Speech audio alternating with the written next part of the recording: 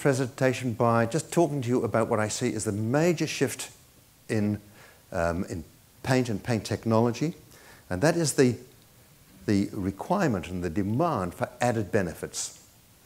Paint typically protects and it beautifies, but now people are wanting more. There's a lot of area which is painted. What else can it deliver?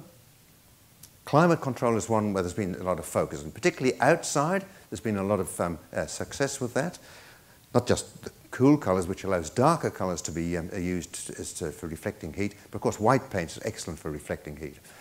Barack Obama's scientific advisor told him, Mr. President, you want to solve global warming, paint everything white. And he's absolutely correct. You increase the albedo of the Earth, and it will reflect more heat out. In the very early 70s, when the world thought we were in danger of slipping into an ice age, I was actually recommending paint everything black and absorb that heat and heat it up.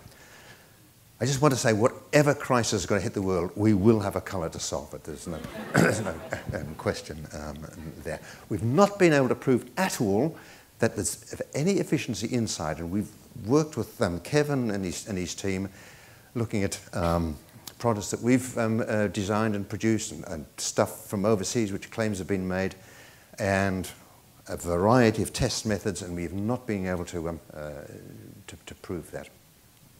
Also, be very aware if anyone talks about paint being an insulator, because paint is just put on too thinly to be an insulator. Its job is in reflection. That's not to say you can't add wonderful insulators to paint. And we could do that, and if you're prepared to specify them at 10 or 20 millimeters thick, we're very happy, and I'll answer all technical queries from my yacht in the Bahamas. So please be aware of that. There is a lot of rubbish talked about the ability of paints to insulate. Bacterial control is becoming quite mainstream in Japan, also coming in quite strongly in China, and I think even in Auckland there's a hospital authority which is requiring bacterial control in the coatings. A few ways of doing this. The main one has been the use of additive, and the main additive which has been used around the world is silver. The reason being that silver is an excellent bactericide with very, very low mammalian technology, and these things do kill bacteria. But I want to warn you. They kill bacteria, and a significant part of those bacteria will die on the film, until eventually the film will be covered with dead bacteria, and then those dead bacteria make a wonderful mat for live bacteria to thrive on. So if you're using these, and bones, but they must be seen as a second line of defense, and does not allow one to skip the normal hygienic processes. And I finally want to talk about air quality control.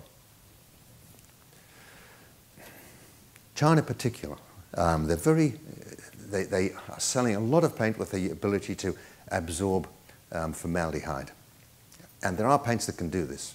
In fact, in our own range, Enamacryl and Lustracryl, Space Coat will all absorb and nullify formaldehyde, but just to a finite level. And we think it improper to make any capital out of that, because it can take a small amount in and that's it. But there is another technology which is much more exciting, and it's got its genesis when titanium dioxide was first produced. Titanium dioxide was a miracle product when it was produced. It exists in 3 crystal forms. The first stuff produced was the easiest to produce, the stuff called anatase titanium dioxide. Beautiful and white. However, under the influence of ultraviolet light, it generated a mass of free radicals. Free radicals are things which come out and they just blat organic material, including paint binders. So it's excellent to use inside, but outside they would put it in their oil-based paints, and it would just literally break the oil-based paint down from the surface down. So the Americans, being smart and being able to capitalize, turning a negative to a positive, these were sold as self-cleaning paints. And look, anatase was hardly used now because they developed the rutile form, which is significantly better. But now NHA has got a new life. They're saying the use of these free radicals and a black organic material can be used usefully. And it is now produced, the original NHA is about 300 microns, again, for the same reasons I mentioned earlier. Produced now about 30, it's the 300 nanometers, 30 nanometers now, the small material, so small it doesn't interfere with light, it's perfectly transparent. Surface area goes up to about 80 square meters per gram, and this stuff blasts out free radicals. Coupled with the fact that there are now some materials which are doped, which will work even in visible light. And the excitement for us is to be able to incorporate this into paints to really be able to help and promote air quality, because the action of this material is catalytic.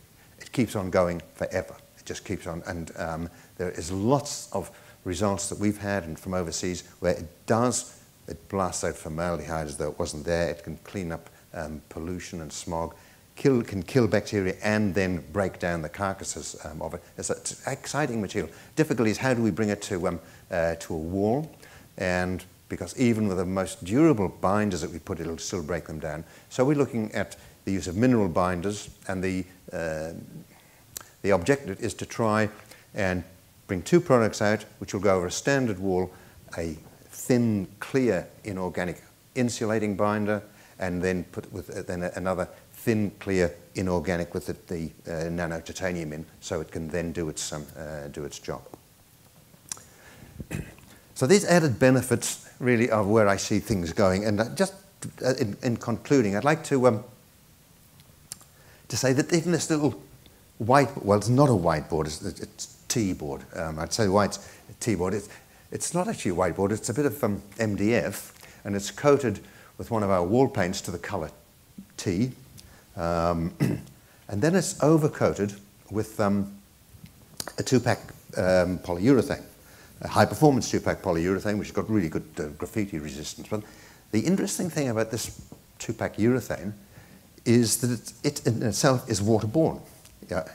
A few years ago, I think you'd have thought I was nuts if you talked about waterborne two-pack polyurethanes. But this little board, I think, I brought it because it highlights the move from solvent to water, even in the most difficult binder systems, and the fact that it's increased the use and the benefit. So basically, you can paint all your offices with this material and then just draw where the hell you like. Thanks very much.